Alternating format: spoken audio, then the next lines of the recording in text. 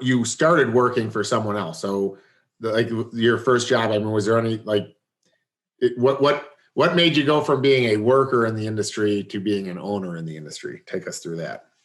Well, you know what? My first job was pushing a spreader. So I passed the chemical test, whatever, went to work for a guy named Todd Moore, Grassroots Landscaping, small landscaper in Rockford. Worked for him for several years, actually. He's a difficult guy to deal with. And then I ended up, actually from there, I ended up picking up plants through him at Timber Creek Nursery, which was my future wife's father's nursery. So that's where I met her. And then when at some point they were looking for a mechanic and, you know, someone who knew how to operate equipment, I ended up going to work. And then I ended up getting married. Brandon, this whole time we've known each other, I never actually knew exactly how you and Rory ever met. It's crazy to me. You had to come on the podcast for me to find out the young love story that was Brandon and Rory, you know. Well, you want to hear the fun. I don't know how much of this is business and how much of this is fun. But so listen, this is what's awesome about podcasts. It can be whatever the hell we want it to be. It doesn't make a difference. If somebody doesn't like it, they'll turn the shit off and they'll listen to the next episode, you know? So it can be whatever we want it to be, Brandon. Here's the kicker. Rory is actually the one that asked me out because I showed up at like 8 o'clock in the morning. It is pouring rain. And you got to understand, I'm like 20 years old and just rocking a wicked mullet. I mean, oh my God, a mullet. Beautiful mullet. Anyway. And so I'm drenched, I'm wet. I'm sitting in the office with her dad. And I don't know, did you ever meet Scott? No, probably not. He was a fun guy. That's all I'm going to say is he was a fun guy. So anyway, I was sitting in her chair. She walks in, she goes, "Hey, you're in my chair." I go, "Just keeping it warm for you." And then we got loaded. I'm dripping wet. I walk into the barn to sign the ticket. Hold on, I'm going to stop you. A ticket. Okay. Just if anybody's listening to this that doesn't understand, Brandon doesn't mean he got loaded as went out and got drunk. They loaded the trees because it sounded to me when you said it like we got loaded. I'm like, wow, things progressed quickly, but I realized it's the trees. Anyways, so we loaded trees. And I went in to sign the ticket, and she goes, "Hey, you like country music?" I'm like, "Yeah, Western too." And she asked me out. She's like, "Well, maybe we should go out sometime." I'm like, all right. She left her number on the ticket for me. That's how Rory and I met.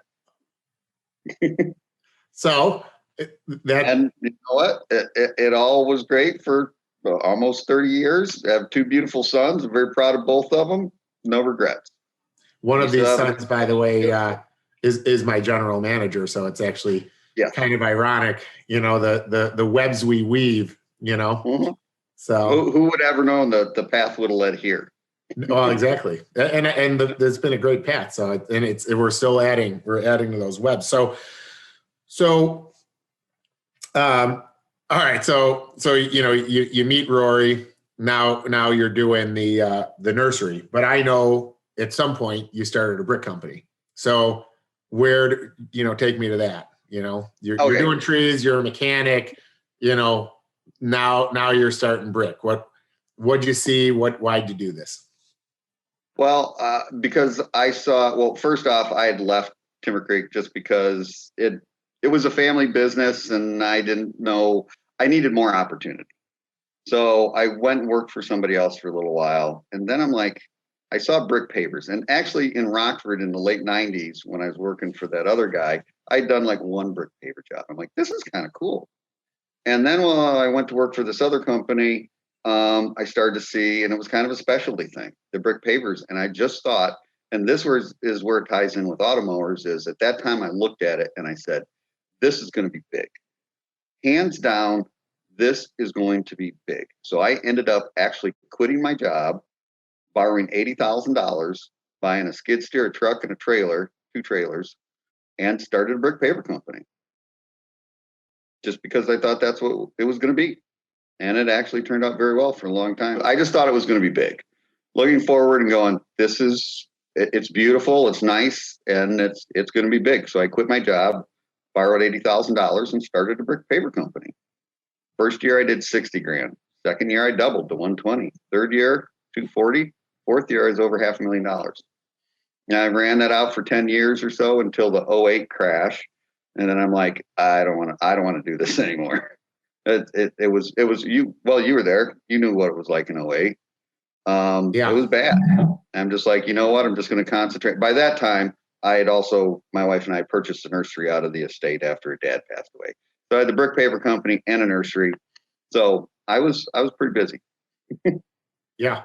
Well, and one of the things I'll actually expand on with the '08 crisis, it's, when you talk about sometimes we can learn a lot from not going to school, that's when me and John were really getting rolling, so we never experienced like the big boom, before '08. We were building in the recession, right? So Yeah. when everybody else was like, screw this, I'm getting out, I'm not doing this shit, me and John were just like, it was the only thing we ever knew. I mean, that's what we knew was nobody has any money, and if you're not selling, recessions are a great time to start a business, is what they say. So yeah, well, because it forced us to always run lean, and it also forced us to have a really good balance of construction and maintenance. So when you look at it, I mean, the places you were supplying me trees, it's like we had, probably almost a 70-30 spread. 70% of the trees we were putting in were going to Costco's and Lowe's and Walmart's just because they had to replace them. And then the other ones were going to the residential market that still was buying trees, but we didn't get hit very hard with the builders and stuff because we were never in that market in the first place. So, so now you kind of come back, and you're doing the trees, you're teaching me, showing guys like me the ropes. Is that really the thing you were most passionate about then, as you were going in your life, or do you still say it was the brick? Like, which part of the industry did you enjoy the most to that point? You know what? It's hard to say. I really enjoy the nursery because you're out in the country and, but then again, like with the brick and sales or even the landscaping and sales, I've met a lot of great people. So it's hard to say exactly what I enjoyed the most. I enjoyed challenge. I enjoy building something. The great thing about the landscape and the brick pavers is at the end of the day, you can go sell televisions or cars. You're not building anything. But with landscaping, you can step back after the 3 days or a week or a long project of a couple months and go, holy mackerel, that looks awesome. And that's why they say guys build buildings and stuff. I mean, women can have babies, and that's the way we supposedly, I'm no psychologist, I'm just going by what I've heard, supposedly that's our way of creating. So, I mean, I know, what was it, years ago when you first got in Catalin and you were in there and you were drawing up a plan and you're like, Brandon, I got a bunch of your fat Alberts in here and this, and you had colored pencils. And I'm just like, oh, Jesus, come on. Black and white is just fun. Not paid by numbers. so it's actually kind of funny about that. So first of all, going back to that, when I gave you that drawing, you were like, why is everything so close together? You only need so to show how good a mentor actually Brandon was, is that I draw this up and he's like, those trees are going to be like 30 feet one day. You don't need that many trees. You could cut this in half. This is the same guy selling me the trees was actually telling me what I should actually buy, so I didn't overpurchase. But little did he know, they didn't really care at the time. They had an air handler they had to put in the front of their building. They just wanted it blocked at any cost, and they didn't want to do it with arbs. That's what it came down to. So so we put those blue spruce and the Norways, and I think we did some apple serviceberry in there. But in all fairness, at the time, that colored drawing sold that to the people that were buying it. So you might have thought it was like some hokey shit. Now, in all fairness, didn't you go back and space the trees out a little more? No, so yes, in all fairness, what we ended up doing was we put them up on, well, actually, the craziness with it was when we delivered them out, I think those were 10 or 12 footers I got from you, right? They were big. I remember they were big. 8 to 10s, I think. At that maybe time. 8 to 10s. Well, anyways, we had to make them 12 footers, so we ended up having to bring a bunch of dirt in to make a berm. And so, Yeah. so the first thing we did was brought them in. Then we spaced them out a little. Then we ended up putting them on a berm. But what's kind of cool about this conversation is every tree that I bought from you still exists in that berm, even down to the freaking apple service berries. And I don't think any of them have died. Even with all this needle cast and stuff going around right now, somehow or another, they've made it through, So Well, you may not know this, and I don't know if it's Catalin, but the building just, what would it be, west of there then? All those big terrible. white pines, or not white pines, all those big Austrians. Yeah. Those originally came from Timber Creek also. And that So was you 15 years. That was 10 or 15 years before you planted those spruce. So you realize that's our account now. So we. Oh, so is we it? Okay. Yeah. So kind of here's the story with Durabar. So. That is Durabar. Yeah. Actually, hopefully I'm not going to get in trouble for. I'm going to have to look this up and see if I can name these companies' names on this podcast. But so both locations. We'll start to say in locations. So we got the green zone.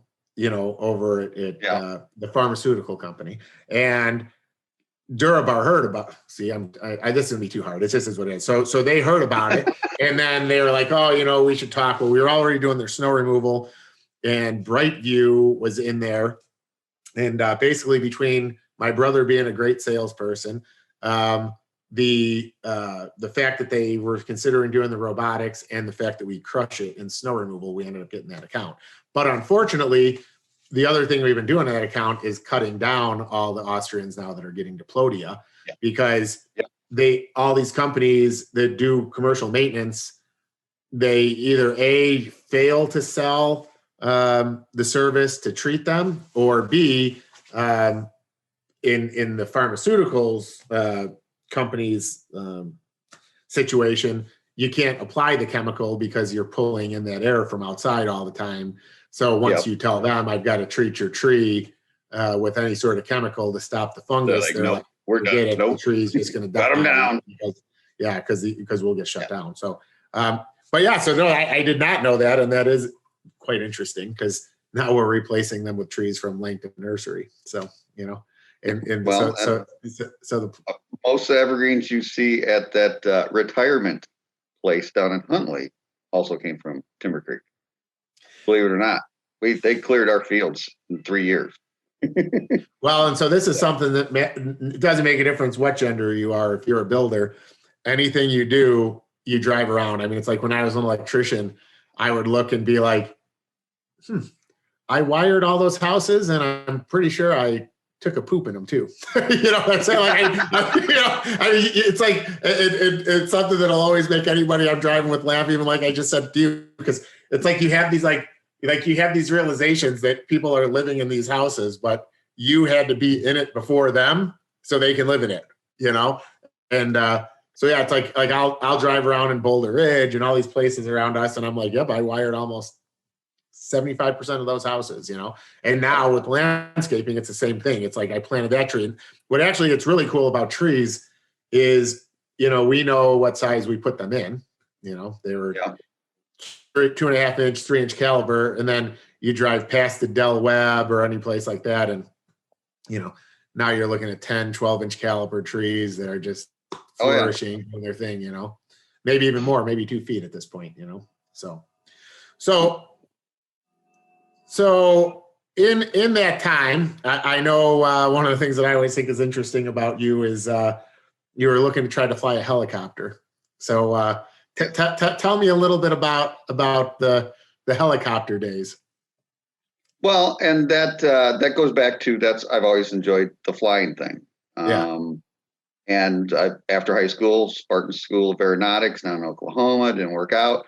I just figured, if I can't be a professional pilot, I'll just be a private pilot. And I just enjoy it. It's I don't know how to describe it. It's exciting and relaxing at the same time. And again, I'm at a point now where I'm enjoying learning more and more. And I don't know if it's age or what, but it's like with the robots, I'm like, oh yeah, I know this, I know that. And, it just, I'm absorbing a lot for a lot of years. And here's where I am with landscape is I enjoy it. It's not challenging for me anymore. I mean, the hardest part is learning the new software, but I already know the majority of the plant material, brick pavers, construction techniques. So I haven't put anything new in my brain for a couple decades. So that's why I run across the helicopter. It was something new to put in my brain, and it's really interesting. It's really cool. How many people fly a helicopter? That's an elite club. It's like 0.3%, 0.3% of people in the United States or in the world, I forget the stat, can fly a helicopter. So it's an elite club. But that brings me to robotics. That's why I like this. First off, it's like brick pavers for me. I look at it and I go, this is just what it's going to be. Sooner or later, this is what it's going to transition to. So you can be in the front of it, or you can maybe pick up the crumbs at the tail end. And I find it interesting. I'm legitimately fascinated by it. Yeah. So first, before we get into what we're doing together now in robotics, so do you actually have your helicopter license? Like if I went and bought a helicopter today, could you fly me in it? I could fly it, not legally.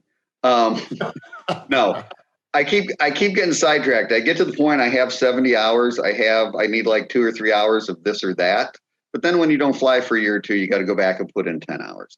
I'm this close to, if I could just throw 10 hours in, I could go get my license. But every time I get to that point, something gets in the way. So, with the past few years with divorce and different stuff, and I get there and then I just can't get all the way there. So I haven't failed. I feel like I kind of want to help get you there. So the other day I was literally like looking up helicopters, and I was pretty amazed that they're actually not as expensive as you think. I mean, if you want to buy a 4-seat helicopter, it's not as bad. I mean, it seems like the maintenance would probably kill you, but I literally was like looking at these helicopters, and I think Gretchen was like, "Were you going to learn how to fly a helicopter?" I'm like, "Hell no, Brandon and I are working together now. We don't know how to fly this fucker. We'll just hop in the helicopter and go up to like Door County, Yeah. So I've flown an R-44 before, and you can pick one of those up. I mean, brand new for I want to say around $400,000 or $500,000. They came out with the R-66. That one's a little pricier, but you had a nice used R-44. You'd probably pick up for $250,000. Yeah. I mean, listen, give us a couple of years. We'll be there. Yeah, that's the thing. I fully intend on I told my neighbor, that we're both car guys, and he's got a McLaren and a Lamborghini, and I said, instead of us buying these cars all the time, we should just like go in together and buy a helicopter. And he's like, screw that, we're buying a jet. So yeah, I mean, it's good. It's good to have these hopes and dreams. They keep us motivated when we're out. Well, the helicopter is nice here to Door County, La Crosse or something like that. But yeah, if you're going to head down to Arizona or Florida, you want the jet. Yeah. How about this? Let's make a 3-year deal. In 3 years, I'll buy a helicopter and you buy a jet. All right, sounds good. Except if we share the helicopter, at least I've got somebody to fly me in it, Yeah, but exactly. Well, at least you won't have to pay the pilot fees. Yeah, I was actually thinking this freaking cesspool of a pond. Oh, you can't see it because I've got my green screen up, but I shouldn't say it's a cesspool. It looks great. I've got like an acre pond that looks great right now, and then after all the stuff from the golf course runs into it, between all the duckweed and everything else that grows in this thing, I feel like I could just put a little like floating helicopter pad out there, and it'd be perfect. I'd have a little boat. I could just come to the shore and then go out to my helicopter. And so, see, I think I got a place. I'll figure it out for us, Brandon. We can put floats on the helicopter. That's even better. I don't even need the pad. Maybe we'll blow some of the duckweed out. You can land on water or land. Yeah. Yeah. All right. Well, we're way off. We're off in the weeds here.